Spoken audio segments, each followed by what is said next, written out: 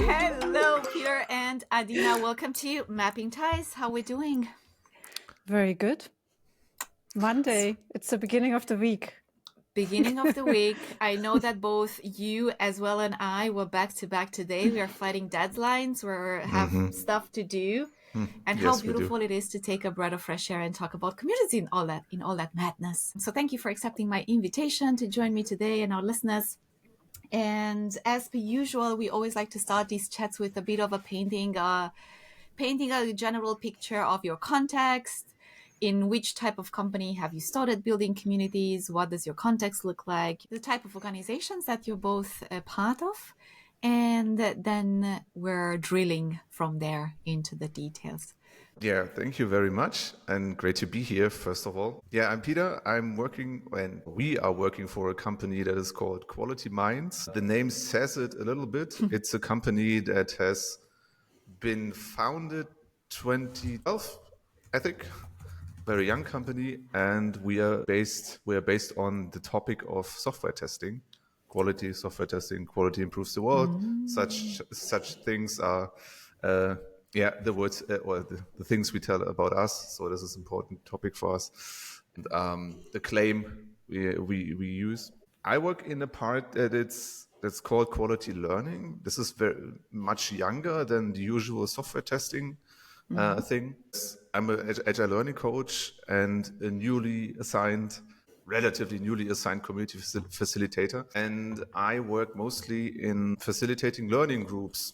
So if you think of a company and people that come together and want to learn something or strive for a certain goal, I will be their coach individually as well as for the group and work with them towards a certain goal. This is the basic thing I do. And together with Adina, I found my way into facilitating communities as well, which is a big topic for me because I'm very fond of group dynamics and learning in groups. This is, basically my main topic. You and me both. Peter, great. Yeah. Thank you. Adina, how about you? Yeah, so hello, my name is Adina. Thanks for having me here today also.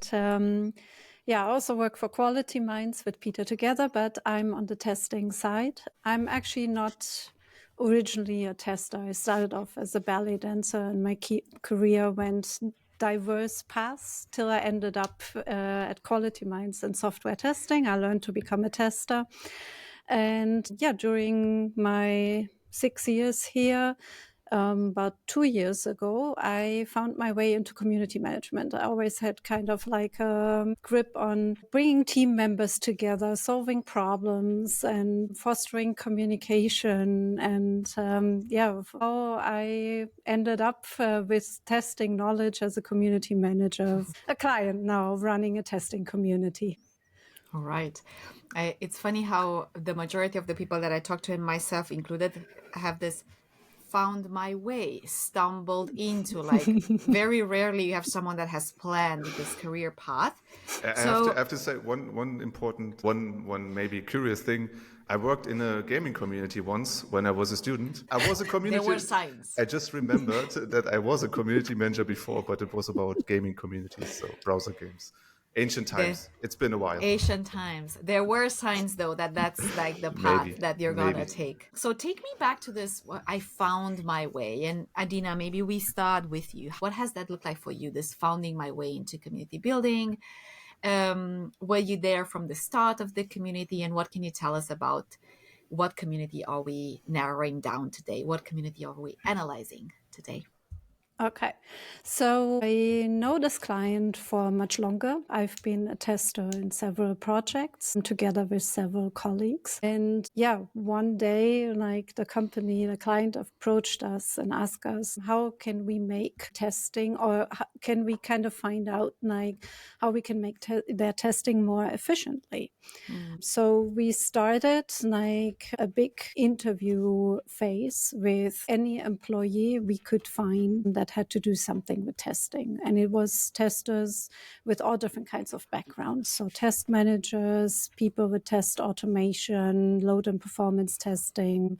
And we developed a long questionnaire and kind of tried to identify like the three major gains they had so far in testing, but also the 3 major pains. And we figured out like the 3 major pains that came out were, so we don't have any knowledge transfer amongst the testing groups. It's a big company.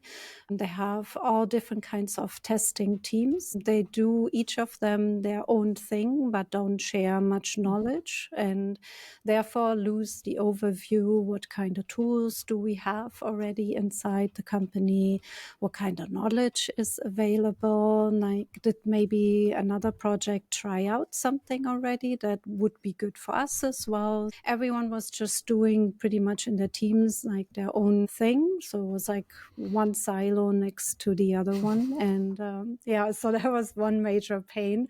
The second one was that they were lacking testing knowledge, because they were always stuck in their bubble or their little bubbles. They had no chance to gain like more qualification as testers. So they're always stuck. It's a very traditional hierarchical company. So they had actually no chance to develop and advance the testing processes, because there was no time, there was no interest, like how it is like if you work for a very classical like run company. And the third main issue was that therefore also they were lacking innovation.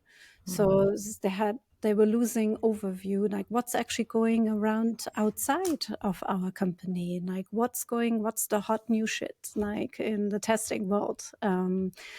And so we said, well, why don't you try as a first step, like creating a community of practice for testers, so we can foster some knowledge exchange. We can start breaking open those silos. So testers from all different types of projects, different departments come together. There was also major political issues. So if you belong to one team, you necessarily don't like people from the other team. Like it's juicy. It's very juicy. It's very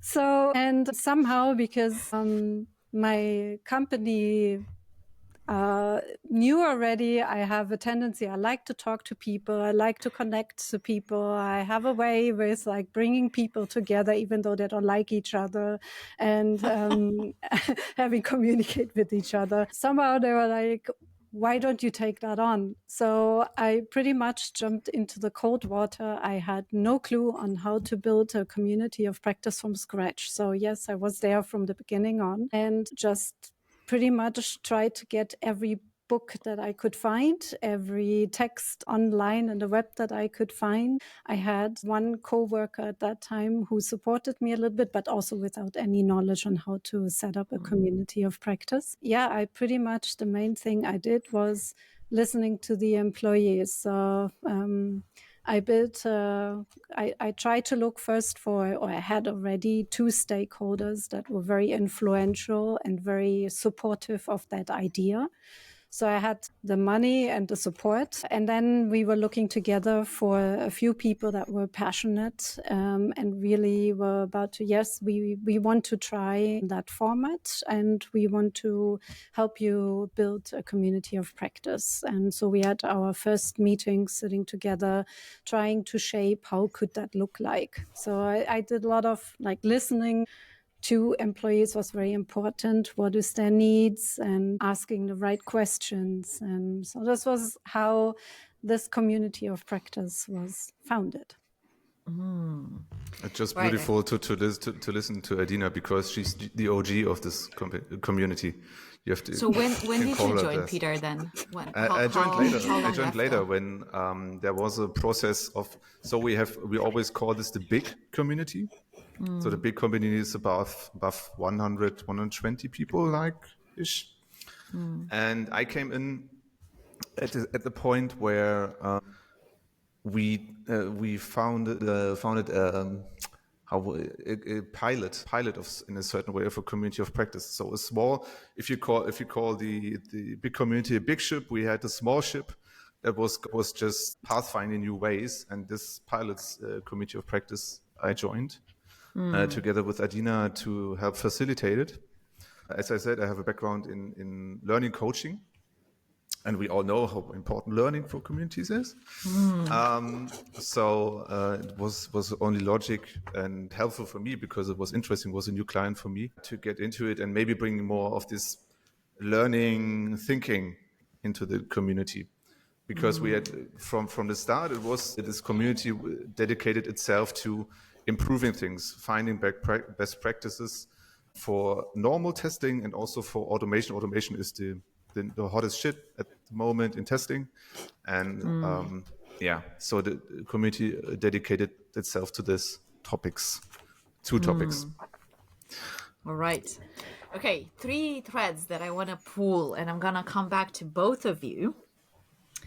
I'm taking note as we're speaking, because so exciting to talk to someone that has been there from the get-go, from the beginning. And so, Adina, question for you. These 2 stakeholders, right? So I think it's quite important for us, and we know, and it's becoming very obvious for those of us that are building internal communities within an organization, the importance of a sponsor, how it's usually called. So your sponsor, which is usually someone that is in a higher leadership role, someone that can vouch for that, and someone that puts in the money and the approval, the okay for us to start these types of projects, which are usually like unknown, we don't know where it's going, it's a community, okay, whatever. So that those 2 stakeholders, did you have to do a lot of work to convince them? And if so, how have you managed to win them over? Or were they people that were already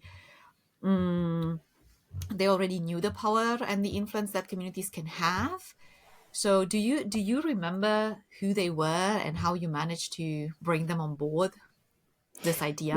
Yes. I think it was trust. We knew those 2 people for a while already. So they've seen what me and some colleagues have been doing already inside the company.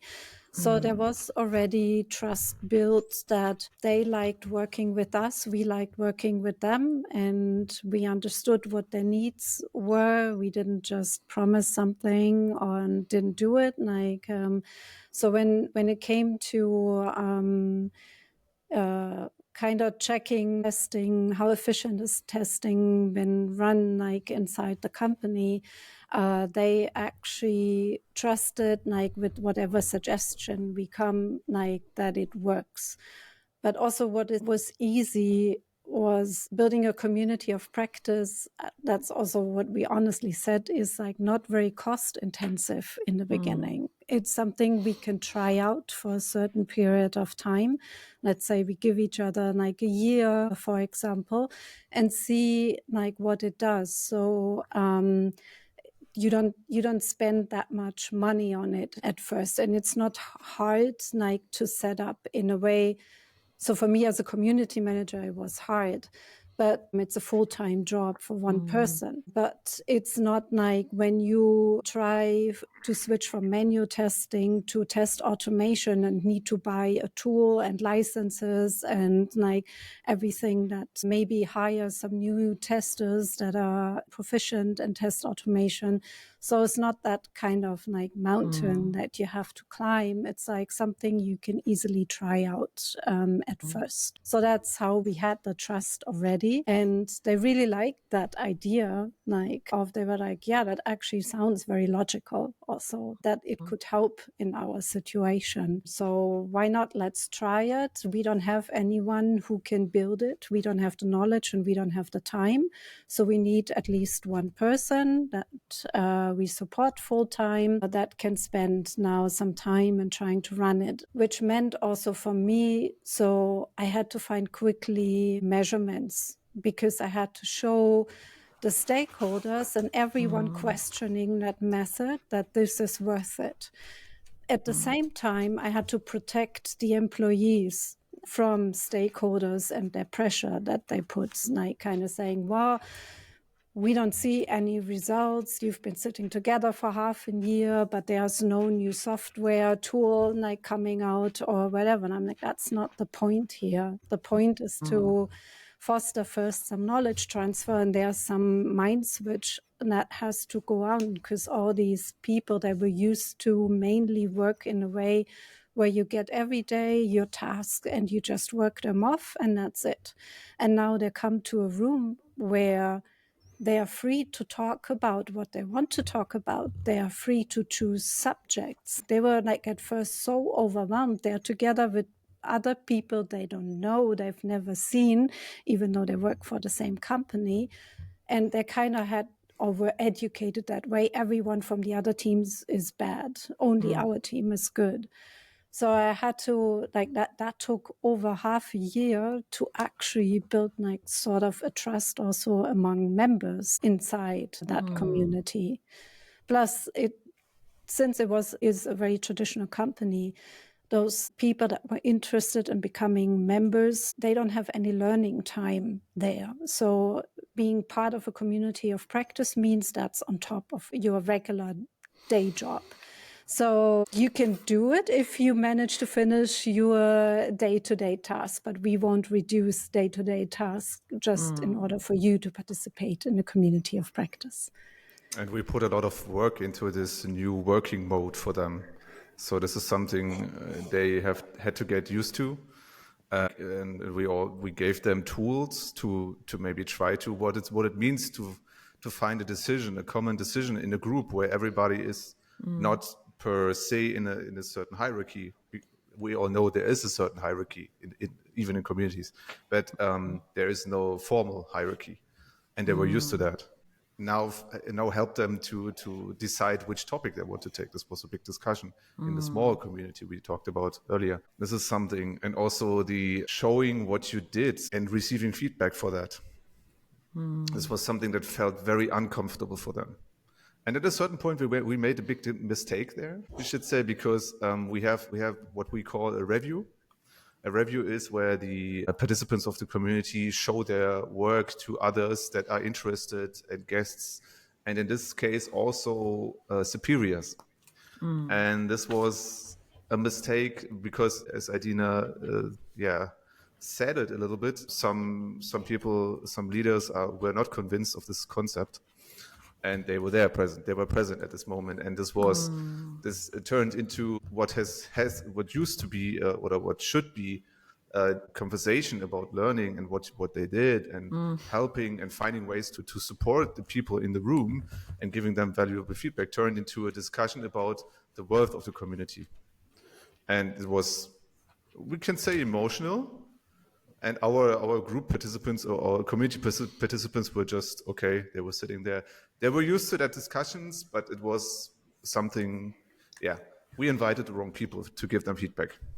That's okay, something. I'm going to come back to that because I think that's such an important lesson that you've learned the hard way. Oh, yes. And a lesson that any one of us could have very easily fallen into that trap, if I'm allowed to say like that, but that could also now be avoided because we've learned from your experience. So let me take a step back and paint a bit the picture of where we're at. We're in a relatively conventional type of organization. There's a lot of hierarchy there. There's people are working in silos. Not only that, they're kind of, the culture is like, our silo is good, everyone else is kind of probably like, I don't want to say bad, but like there's not a lot of collaboration. There's not a lot of work that it's been done. On the other side is there's no time for learning that it's set aside. People are not used to collaborate and communicate, and they're not very used to taking initiative of their learning and of their growth. They're very used to being delegated tasks to and them having to do their job on a daily basis. And you come there and you say, well, folks, from now on, we're going to strip down the silos. We're going to come together, share best practices, collaborate, etc. So I'm going to come back to that point in a second. And I think it's also worth noting the way you got the approval from someone, meaning those two stakeholders with whom you already had a trusting relationship in the client side. You got their approval, a sign off to do this and experiment. And there's two things I took away from what Adina mentioned there. Was the A part, you've done your due diligence. Like this came as a need for a change. So you were brought in, and the question was, we want to make testing more efficient. So you talked to people.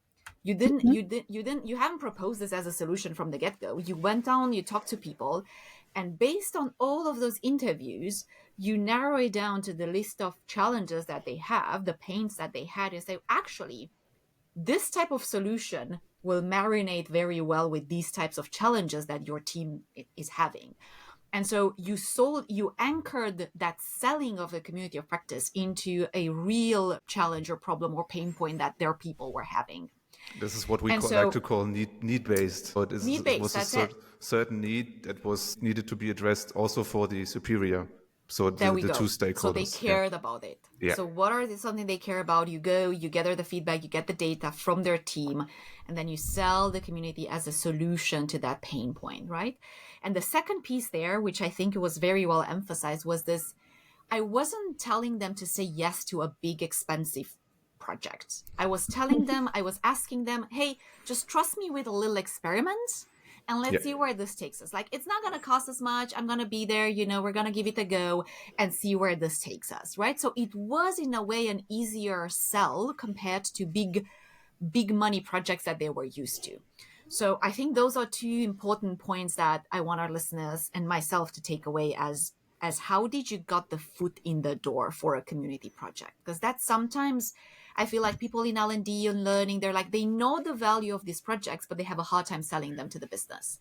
And so I think these were 2 points that it's worth taking into consideration. Maybe a slight small third point even, while talking to you, I think it helped also me having a testing background. So it was, I also did interviews, so I got to know people already. And I could talk to them on the same level, like when they talked about all their issues, like concerning like testing issues, I could relate and I could understand. So that helped also a little bit, I think, to build that first like little like spark of trust. Yes, she speaks our language, right? Adina knows what we're talking about. She speaks our language. Yes. Beautiful. That's something that's a luxury that not all of us have. That's why sometimes I always tell people, if you want to encourage a department that you don't have the expertise in, always look for a person that speaks the language to team up with. So you're bringing the expertise in community, they might bring the expertise of the field, of the domain, right? The practice. And so you can team up to bring about this change. This is mostly the story of my work, because not only in this community, but as a learning coach, I'm used to the fact that most of the topics, when they are very specific, very software-ish, very deep into cloud technologies, AI and stuff. Yeah, this is something I work with every day. So this is but it's possible. I think there are possibilities because you look differently. You have a different perspective on the groups. You see different processes when you have this facilitator mindset of wanting to support and listening. Yeah. But that's why we teamed up also later on when we went to a second phase, like I wanted to have someone like from the learning department. So we'll get to that later while we build that pilot group. Fantastic. All right. So we'll park that and we'll make a mental note to come back to that. Now, I think it's worth going back to those early days, because you took these people that were not used to talking to one another, and they were not used to sharing, and they were not used to learning, and you somehow build that culture of sharing and learning and building best practices. And I also know that you started really small with this, how do you call it? The main community, the big ship, right? It started really small. Yeah. But then after the big ship, many other small ships came to be. And I know that somehow that project landed in the how do you call this? The lens of the transformation team. And so that ship made a big wave, if I'm allowed to continue with the metaphor, right? And so it had positive ripples. So I think I'm curious before we land into where we are today and all the pilots you're working and all the cool stuff you're doing, I think I'm very keen to understand, well, how did you bring about that change? And you mentioned, Adina, the first meetings were all about listening and talking. So I'm curious, how were those meetings, and how have you taken people out of their shell? And you also mentioned I had to really go back and find the value super fast to kind of convince the members, but also different stakeholders, that this is worth putting energy and time behind. So I think that's a piece of the past that I'm missing, and I would love to surface in order for us to understand, well, how did you go from nothing to something really cool where we're at today? Let's go back there. Okay. So first of all, like my first 14 members were carefully selected in a way, like, so anyone was allowed to participate who wanted, but the ones that wanted to start this were passionate about it. So that helped already. I had like 12 to 14 people, including 2 stakeholders, that really wanted to give it a go and try.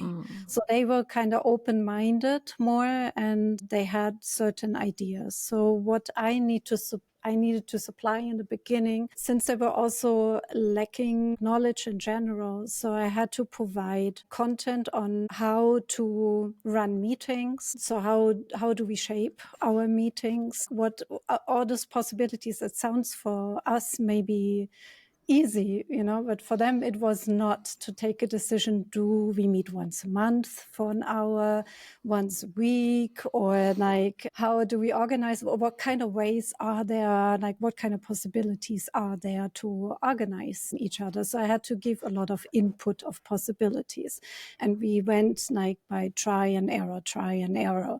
So we gave each other some time and we tried out. Like I gave certain options. I was like, okay, let's plan, we'll meet once a month for an hour. And I also had to deliver content in the beginning. So I questioned again, like, what are your like biggest needs right now amongst this group? So we could find, like, because testing is a big subject.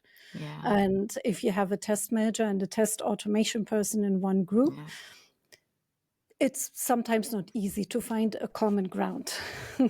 Yeah. So it was a lot of talking, and I played a lot of games with them also, like all those agile games that, like what Scrum Masters do. Also, they were looking at me a little funny in the beginning because they weren't used to all that.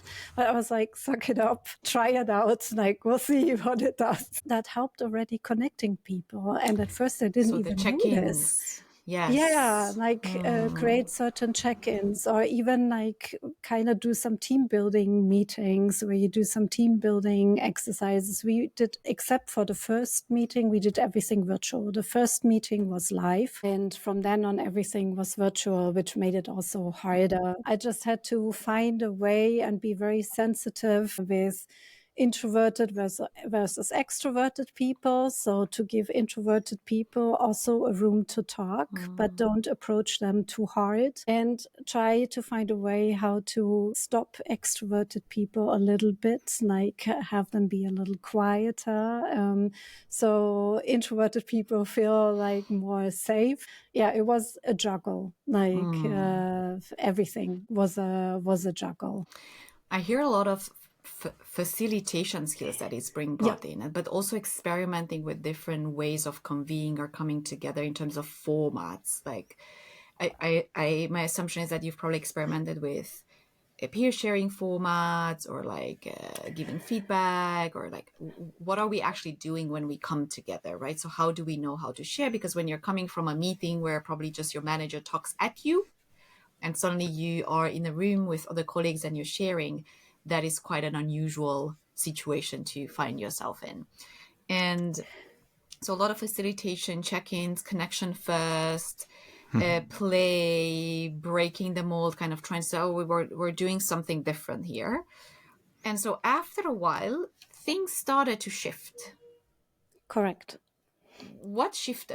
What have you started to see, so that this project has landed on the map of the agile transformation colleagues I know, and it was picked up, and then from the big ships, smaller ships started, and Peter started joining. So it kind of snowballed, right? It started gaining traction. it was like a phase, so not just one moment. It was a phase as we were slowly, so the community was growing in members, the mindset started to shift. So it wasn't just me giving input. Like they had enough input that they can come up with their own ideas. So people started approaching me without me asking, hey, we have this need. It's a big thing. We all have to move into the cloud. Why don't we do something? We have no clue how to test in the cloud. Why don't we look for some projects inside the company and have them share knowledge? So it was like they knew what meeting format worked for them. They had some basic content on testing that we worked on. And now they started coming up, approaching me. Can you organize? Like, can you find connections inside the company? Can you invite people? We want more exchange, like best practice exchange. And at the same time, it is still the issue that people don't officially have like learning time to participate in a community of practice, meaning it depends on your manager if he lets you participate or not. Meaning I did a lot of work with these two stakeholders to connect also with managers to convince them this is a good idea. And if you have any employees that are interested, we see a change, like people get to know each other better, they share knowledge, like we might not spend that much money on external resources for buying a software that we actually didn't need because we had something similar that's working already inside the company and so on. So we did a lot of marketing. So in the testing world of the company, like slowly word of mouth was spreading that there's something where people come together and share something and find information that might be easier than going outside and hiring someone. And they are easy to approach. There are Confluence pages like in the internet. Confluence pages, they just can go there because some people, as Adina put it, were more introvert and they are not a fan of joining something where they have to talk maybe or have to present something, but there was an easy access provided. This is something very, very important, I think, in this case. Not only in this case, but in general. Yeah. And at the same time, while we were running independently from us, the whole company decided to go through an agile transformation. Now it's getting funny. Now it's when we start. Now we start talking. And apparently, as it is with agile transformations, like it didn't work so well. It's still a difficult process and people didn't feel heard and they were kind of sour about this whole like thing that's going on. Everything has worked for 40 years. Why change? But at the same time, the two stakeholders I have still and myself, we were like, okay, this is our chance. If we really want to gain more support, because if we really want to establish communities of practice, if we want to like start in our company and get actual time for employees to spend like with something like that as well, then this is the place to go to. We need to convince the transformation team that this might be a thing worth trying. So it's a lot of marketing. So we were talking to, I don't know how many people till we found someone in a transformation team who was like, wow, this is a really cool idea. We didn't think about that. Like there's no pilot so far that deals with that subject. This is actually really cool. We are actually full, but it doesn't matter. I'll take on that pilot. We do it for 6 months and we'll like analyze the format of a community of practice. And so this is how I brought Peter into the company to support me running a pilot of a community of practice, a small group. So we took it out of the big test community, the members. And so we were looking for about 12 people that were interested to do an intensive 6 months of practice.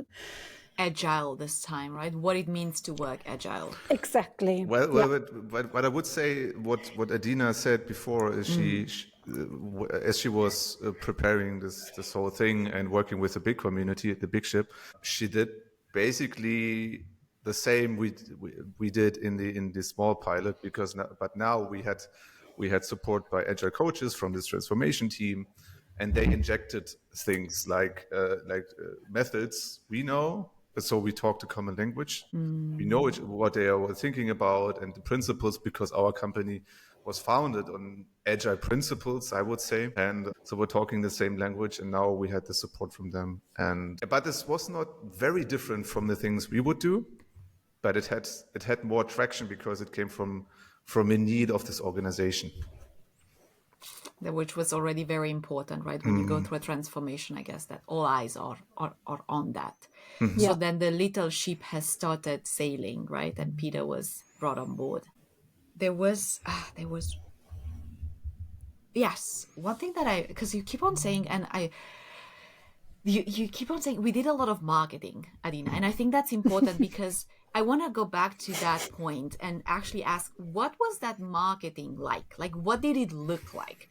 Because I think that whenever we hear marketing, we think about some sort of a big campaign. You had a logo, you had to print stuff, you had to have stickers, you made, posters or whatever. But my intuition tells me from how I hear you talk is that marketing is one-on-one chats with people. You just had to go and drink a lot of coffees with a lot of people and talk to them about your work and what you were doing. Am I correct in my assumptions? You're correct in your assumptions, though I still have a logo that needed.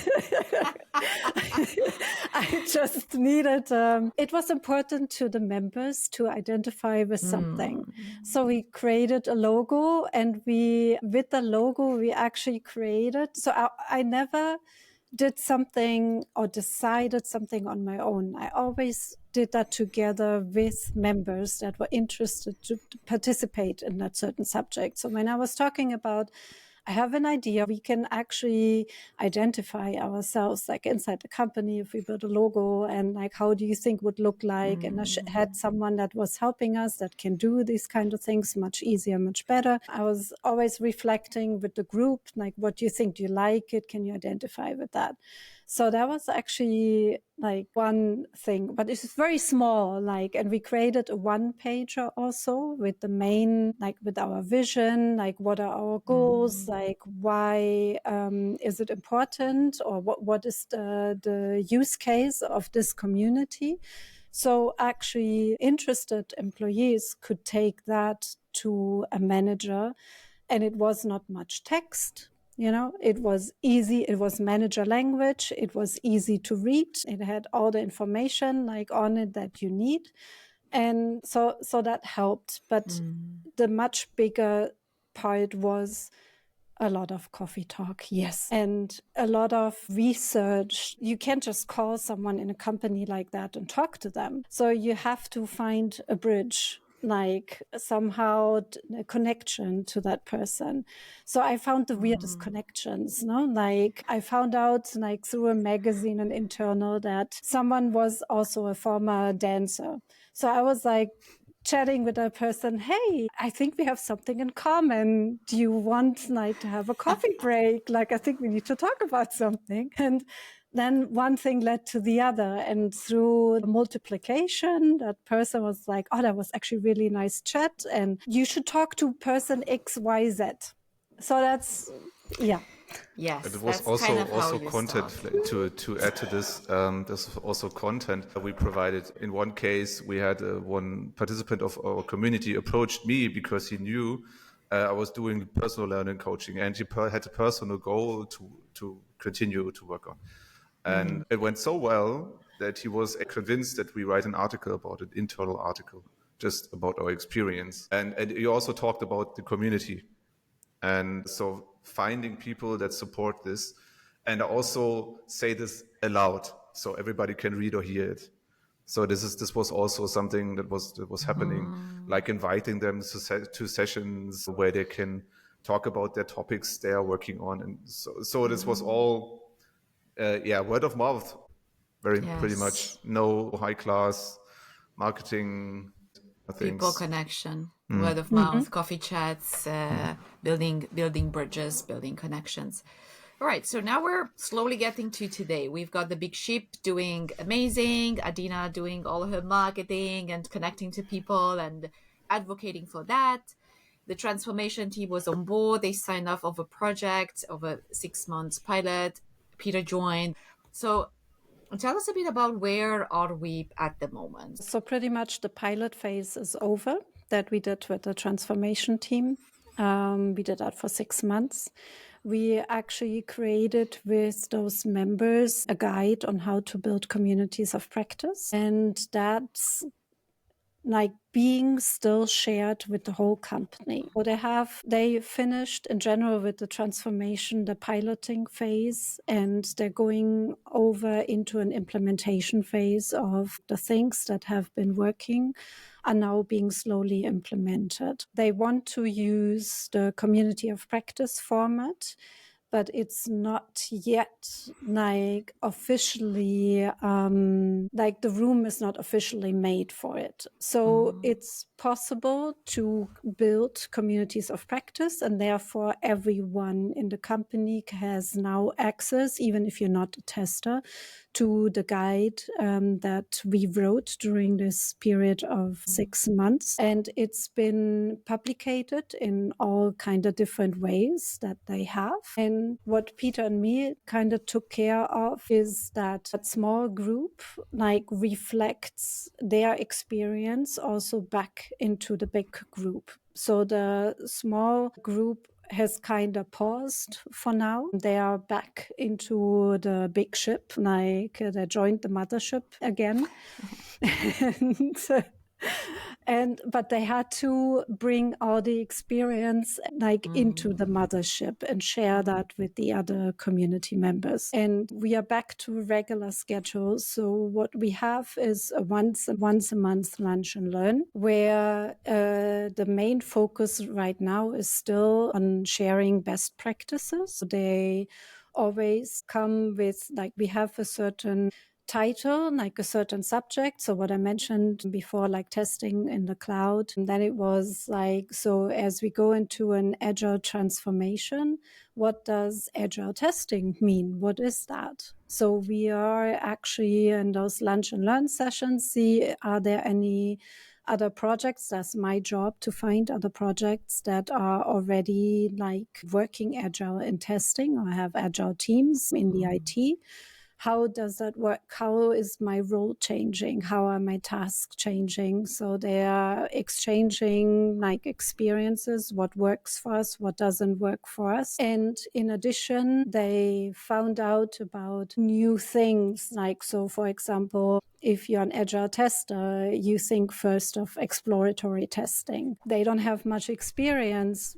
Good that I am a tester, so I can bring some knowledge. Like we do some sessions, some workshop sessions most of the times, like where we sit for half a day together and try out certain methods like exploratory testing or pair testing, or like another thing that's called 3 Amigos, which is like a method when you have the requirements and you're not really sure if everyone understands the requirements. You bring like a developer, tester, and a requirements engineer, for example, together.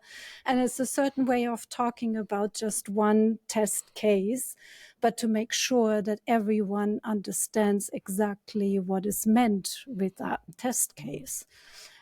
So I hear a lot of sessions that are around sharing stories from the practice. What does that actually look like in real life at work?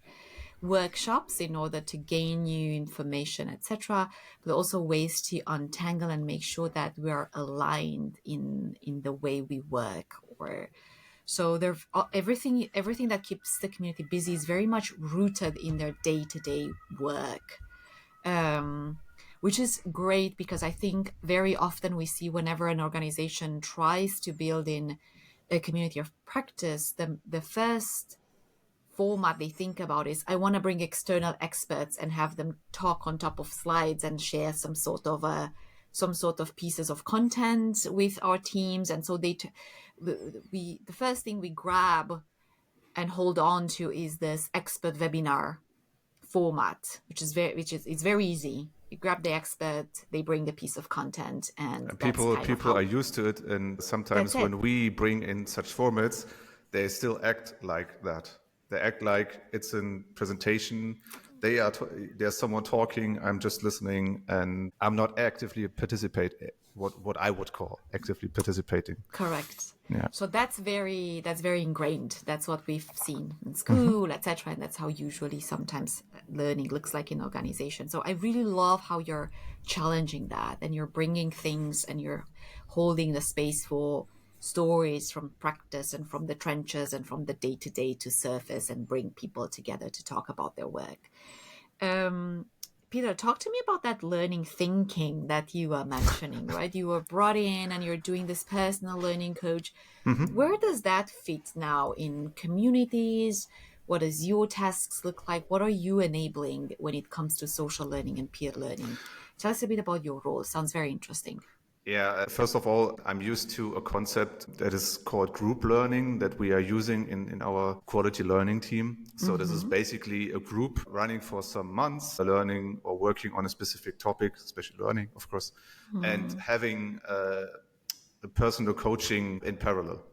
So I coach them for their personal learning goals, but they also have group learning goals, which is a process of finding a need for everyone and to fulfill the need. What I find very, very interesting is this is something I try to encourage more in the future is creating something like an artifact.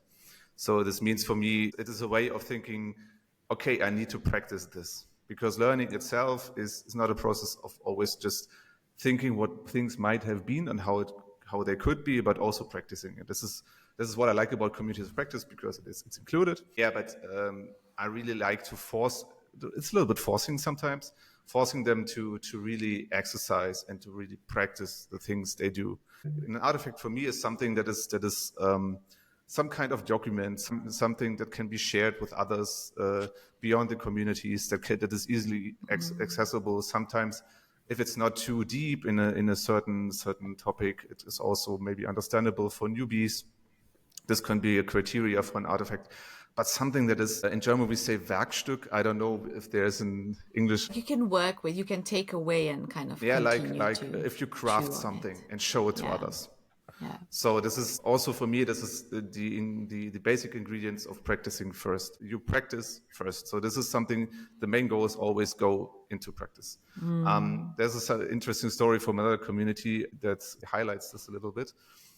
They were middle managers and they wanted to use AI tools for their work as leadership, basically planning working times and planning the team and so on. And this is why I use the story to highlight that it's important to practice as early as possible, because they thought about tools and looked it up on the internet and found a lot of tools that might help them. But as they went to the IT, there were just basically nothing of the tools. They can't use them because they're not allowed, or the company is not ready to use them. Yeah. And they were like, okay, shit, we just fucked up. I said, no, you did not fuck up. You just paved a way or carved the way for others now that are in the same thinking, because AI is a big topic. And for sure, people will come up with the same idea in the future. But now you go this way and you failed, and you can share this. And in the end, they came out and said, okay, this is what I learned. We learned this about. This was a hard learning, but we did do it, and we helped others maybe in the future. And it's a shortcut, right? Yeah, you give others a shortcut. It's like, we've went that path. It's a dead end. Find another path, right? And this is why you should make this knowledge accessible. This should this should always be a part of communities, in my opinion, from a learning perspective, and also for company like organizational development. Yeah. I love that you bring this up, this concept of artifacts, when you're I think creating something, building something by its nature of you having to engage with it and create something, it prompts and invites for active learning. Yeah. When you create something, you can't be a participant, you can't be an observer, you can't sit on the sideline. You have to roll up your sleeves and do the thing and have the conversations and build the thing. So I think that by default, when the aim is to build something, people are engaged. There's no other way. And second of all is you have this prolongation of whatever they've learned because you created something and you can put it in the hands of someone else. And I love how Adina mentioned that the small ship, this little 6 months pilot, they created an artifact, which is a kit, a start your own community of practice guideline for others to start and to not have to figure out like you did, right? When you started, what is this thing and how do we do it? So I think that was a beautiful example of an artifact that a group created and puts it in the service of other groups now. As the transformation gets rolled out and communities of practice will potentially become a very important strategic pillar for the whole organization, they can fall back on this very useful, tangible artifact that the community has created to speed up those formations of new potential communities in the future. So I think that's a brilliant example of artifacts. One last question I love to ask. As community builders, what is 1-2 skills that you have found very useful for you? What would you pinpoint for other community builders that are listening? I think the first one for me is awareness for group processes. Like, what is happening in a group? What does a group need to build itself? Like, get to know each other. Like, we had the check-ins, those methods.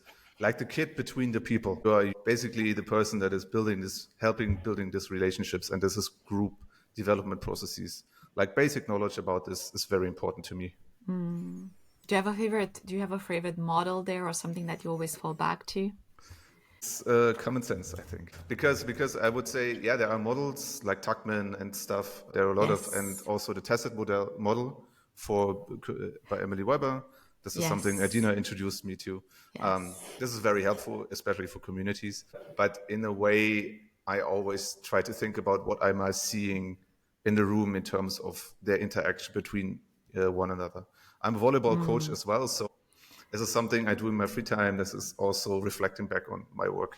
So it's not that I use methods all the time the same way, but it's always this, try to think about what do people need, like security, trust, and things like that. Adina, what about you? Well, what I would like to add to that also is to be a good listener. That helped me, at least in these situations, a lot. If you would have someone who would just like fall into into a new group and demand things, you don't get anywhere.